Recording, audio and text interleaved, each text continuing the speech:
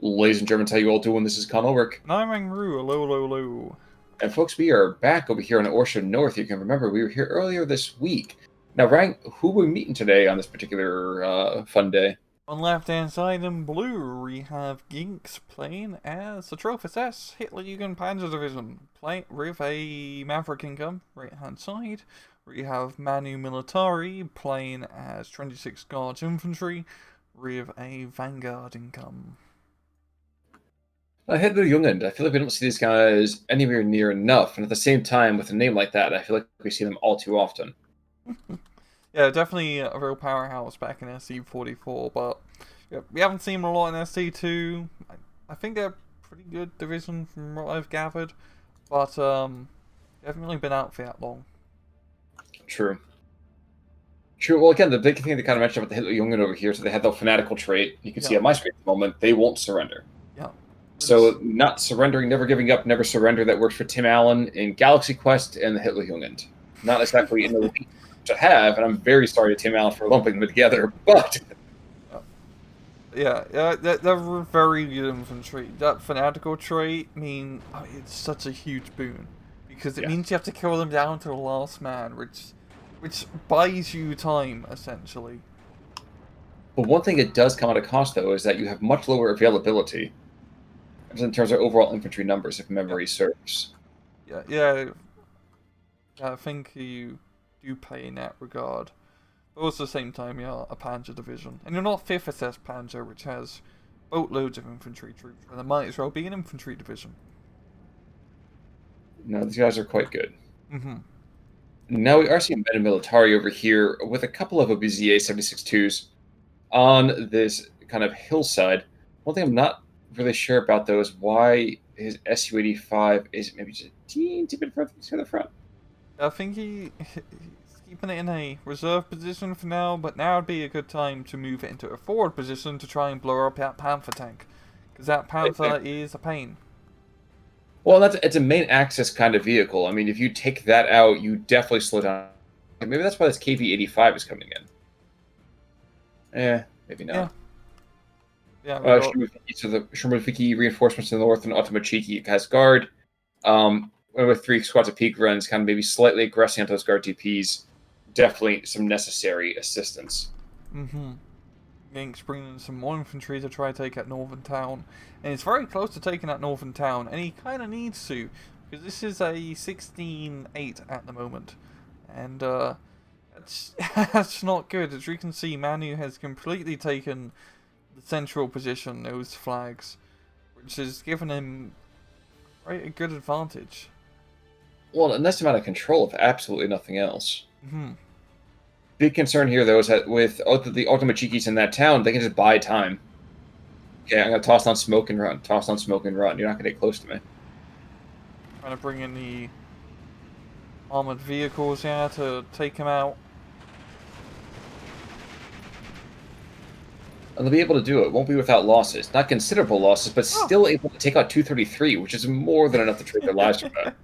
Yeah, that was definitely a great trade, yeah, with the flamethrower teams.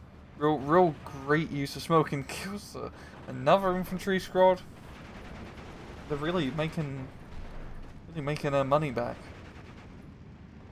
Exactly. Not exactly what you want to be seeing if you are the 12th SS.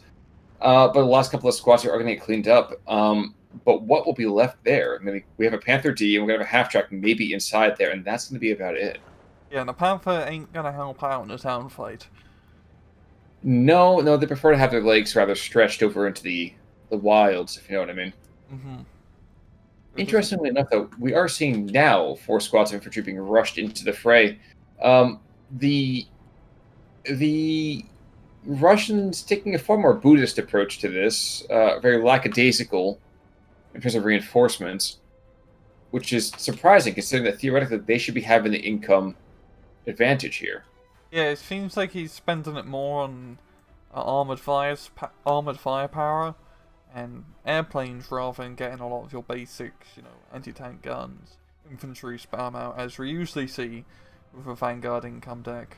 I was actually quite surprised he didn't get many more infantry reinforcements up into that northern town. Exactly. I mean, I really thought these Automachiki and the Stromovikis were going to be put into the town to help hold it, Mhm. but instead we're seeing hugging the northern line here. Yeah, goddamn that northern base of firepower. There's a lot of machine guns. True. True. But I guess on the plus side, to a certain extent for Manu Militari, machine guns run out of ammunition awfully quickly. 3 more guard squads and KV-85, I think, being placed here to the north yet to slowly maybe finally hold on to this. But I think we're going to see, yep, PTRD holding fire until we get some up close and personal shots. You turn this into a bridge too far scenario. Feel free to open up anytime, sir. Now's your time. Waiting for him to get really They're on close. top of you, buddy. There we go. At long last. No! Okay, I thought he was going to fire, but...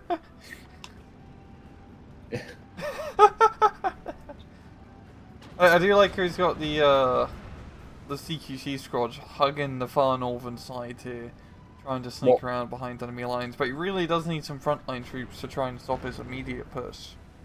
Well, IL-2 does take out the P4 that was up there. Damn good kill. I would say so. And he's swinging way back around to the south to go after somebody? Nah, he's not going to see anybody there. The next great fight will be this chunked out bit that we have the Pioneers moving on in. Question is, okay, I would really like to see him redeploy his guards by truck into that gap. He's got to know he's not going to be holding the line like that too easily. Interesting decisions happening here. Worth repeating also, by the way, that the Hitler Jugend and the Pioneers don't have any committed AT, which is a big deficiency of the deck overall. Focke-Wulf comes in, gets a sight or rear shot on the KV-85 for the rockets, but not enough to get a kill. Those rockets really more for anti-infantry purposes, because they do have that napalm effect after they are dropped. We did a couple of mortars, and now we actually have an IG-18 or two starting to pound the southern approach here, but nah, you know, that's not the major reason. That's not the main event here. The main event north, as one by one he's going to start losing his comrades, but not before he starts taking out everybody around him. 2 half-tracks are dead. Might get the third? Nope. One man left alive. Does he have the anti-tank rifle? That's Colonel Pavlov. He left it at his house. God damn it, Pavlov. Oh, you ring a bell, he starts salivating. ZSU actually getting brought on, and I'm surprised to see the ZSU getting called in so early, but that is such an effective anti-air platform that definitely makes sense to do it. Yeah. And by the same token, you know those machine guns that are so great against Automachikis? Good freaking luck. Oh yeah, it's actually meant to get 100-meter SMGs scorch within 100 meters. And now they're doing their bloody job. Yeah, that is absolutely ghastly. Yeah, the one thing with Panzer Grenadiers and the whole, they're not great in CQC. I mean, you do have the Pioneer troops for Trophy SS, and I believe some Pioneers as well, but not many. You know, CQC fights like this is definitely a burden for division. Unlike with Russians, which usually get quite a decent amount of CQC squads. Indeed. Now, down to the south, there's one squad behind it. Oh, it's a 2-3-1 back over here, just kind of chilling. Just pounding against the guard DP squad. Looks like T-34 is going to settle the account pretty quickly. But with that, yeah, that goes the entire south. Good luck getting on there.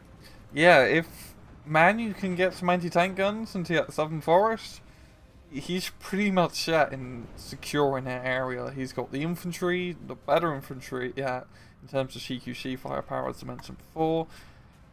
It's going to be hard for Ginks. I mean, he's a Panzer Division. His best bet is really to just try and push the center position with his heavy tanks. And he's got a couple of them on the field. Unfortunately, he doesn't seem to be too active with them. I think he's getting distracted by the north. His guard squads and T-34 support are going to push back his hard one gains here, Mm-hmm. which is quite unfortunate because his attack was really well constructed, at least initially. Yeah. This is a hard map to use your Panthers and Tigers in a traditional sense, because really so much of the battle comes down to those flanks, and those flanks are really dominated by infantry spam and cheap medium tank spam, like T-34 76s, which 26 guards have a decent amount of those cheapest tanks. Well, right now we are going to see some key grunts being thrown into the fray. Luckily for him, there are no anti-tank guns here just yet.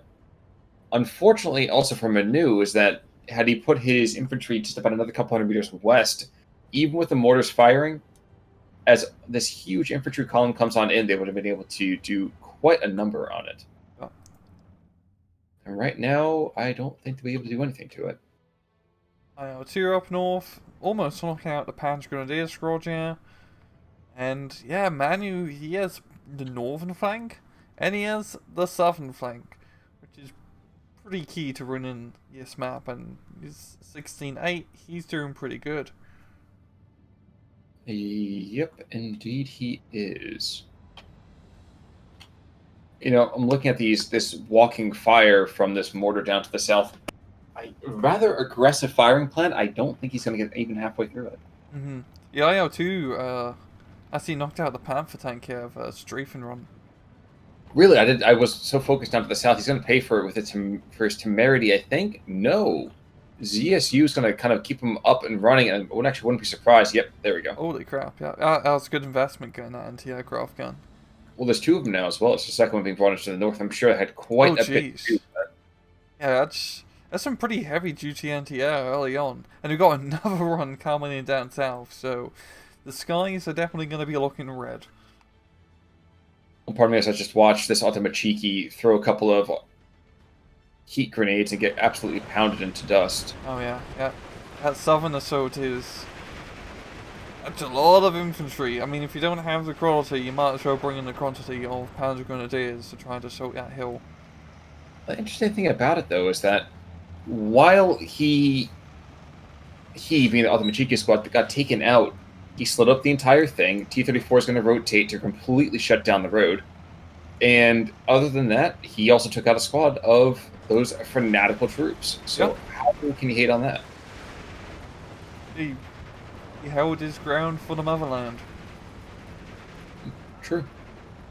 This might be just enough infantry to retake his southern position, and that would be a very good position for Ginks be in, because he really needs to try and capture one of these flanks back.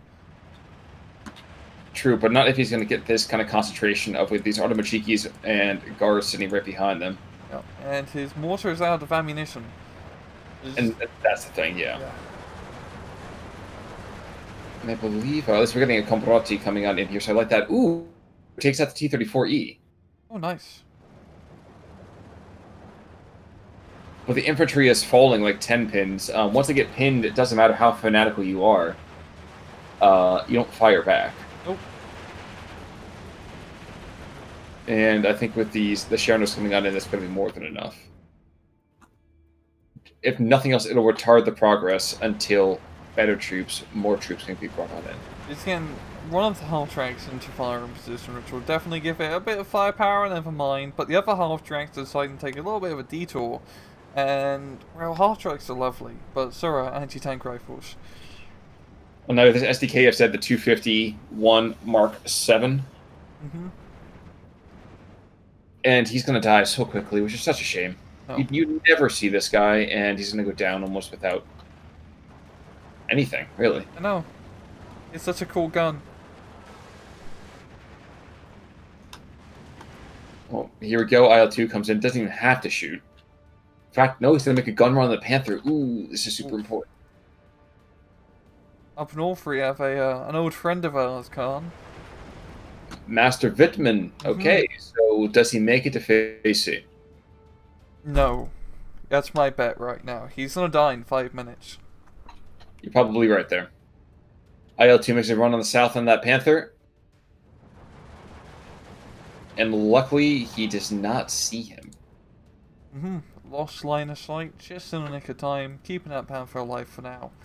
But even, I mean, Ginks have managed to get a decent initial push down south, but he still hasn't completely cleared that forest. So this time he's deciding to, I thought he was going to bypass it, but he's going to be unloading his troops and just attack moving to that town. Or farmstead, I should say. It's not really a town. IL-2 coming back in.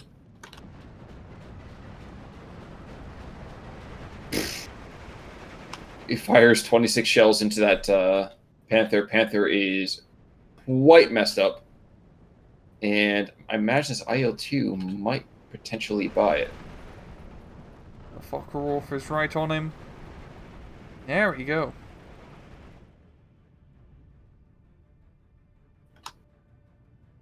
We got a central push being kicked up here. More Panzer Grenadier play.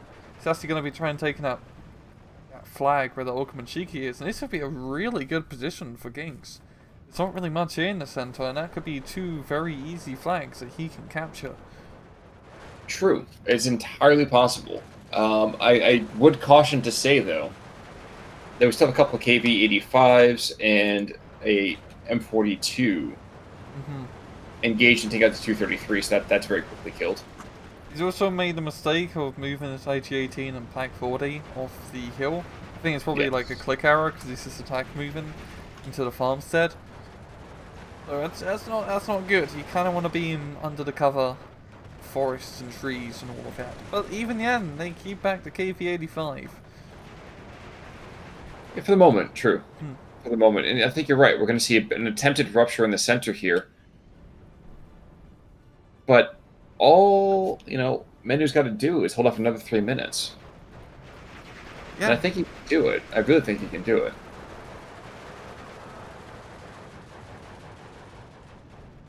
One thing he's got to do, though, is he's got to go and make sure he's got a lot more infantry down to the south, because if the Hitlerjugend is able to bring numbers to bear, that's going to be a bit of a hassle, to say the least. Yeah, the Guard TP squad is now thoroughly outnumbered, and yeah, he really needs some more reinforcements down south now.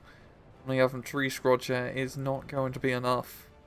And it doesn't seem to be the case so far, so this is really Ginks' time to shine. Try to take the south, try to take the centre during these reigning minutes of the B phase, where he still has loads of money. Also, Focke-Wulf in the meantime going to get probably taken out by the ZSUs. We'd be very surprised if he makes out alive. Yeah, he seems pretty fucked. And there we go. Oh. There's one way to skin a wolf. Meanwhile, to the north of Washington, it's another push coming on through Hitlerjugend being thrown in again with more Pete Grins. Yeah, I do like when the Focke-Wulf actually crashed into a squad of Panther Grenadiers and slightly, gave him some suppression. Dude, I'd be shocked if a plane came down on top of me. Especially if it's one of our own. Yeah, it's like usually you expect your guy to not want to go and try to run into you, but different strokes. I think his central push is going to get a little bit harder now because we've got this ISU and SU-85 in the forest, and that can put down some pretty scary firepower. It certainly can. Now we're seeing right now, Pack 40 is quite toasted. And an infantry column being brought in by guards in the north. Interesting decision. Why is that, do you think? He's trying to take that northern town back. Yep. Which I can agree with the sentiment, but the Parthin idea, he really should try to go from the northern end to get to a town rather than the southern end, because he's going to run into an infantry support gun and a Tiger tank. Unless he can kill them. Which he might do, because he has an IS-1. Well, I'm surprised he's not moving forward there. There's Krysov. He's coming on in. Yeah. Go, Vasily.